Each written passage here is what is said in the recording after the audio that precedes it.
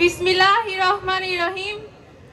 আজকের এই গণসংবর্ধনা অনুষ্ঠানে উপস্থিত আছেন সম্মানিত সভাপতিবৃন্দ এবং উপস্থিত আছেন মাননীয় প্রধান অতিথি ডক্টর এম এ মুহিত সাহেব এবং বিএনপির নেতাবৃন্দ এবং আরও উপস্থিত আছেন ছাত্রছাত্রী ভাই বোনেরা। তাদেরকে সাদতপুর সরকারি কলেজের পক্ষ থেকে জানাই অভিনন্দন এবং সালাম।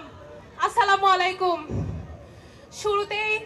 শুরুতেই বৈষম্য বিরোধী আন্দোলনে যারা শহীদ হয়েছেন তাদের রুহের প্রতি শ্রদ্ধা জ্ঞাপন করে আমি আমার বক্তব্য শুরু করছি। 15ই জুলাই যখন ছাত্র সমাজ আন্দোলনের ডাক দিয়েছিল বৈষম্য বিরোধী ছাত্র আন্দোলনের নামে, তখন আমরা সবাই আন্দোলনে গিয়েছিলাম এবং আন্দোলন করেছি স্বৈরাচার সরকারের বিরুদ্ধে। এবং সেই আন্দোলনে আমরা বহুভাবে প্রতিহত হয়েছি, বাধাগ্রস্ত হয়েছি, কিন্তু আমরা পিছপা হইনি। আমার ছোট ভাই, শ্রদ্ধেয় বড় ভাইরা অনেক গুলি খেয়েছেন এবং রাবার বুলেট সহ অনেকভাবে আক্রমণ হয়েছেন, কিন্তু আমরা প্রতিহত হইনি। আমরা জয় এনেছি, আলহামদুলিল্লাহ আমরা জয় এনেছি। আমাদের দেশ নতুনভাবে স্বাধীন করেছি।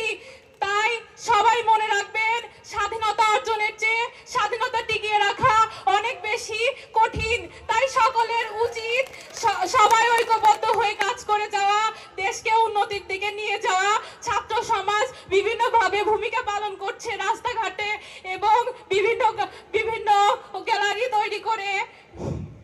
তাই সকলকে জানাই অভিনন্দন।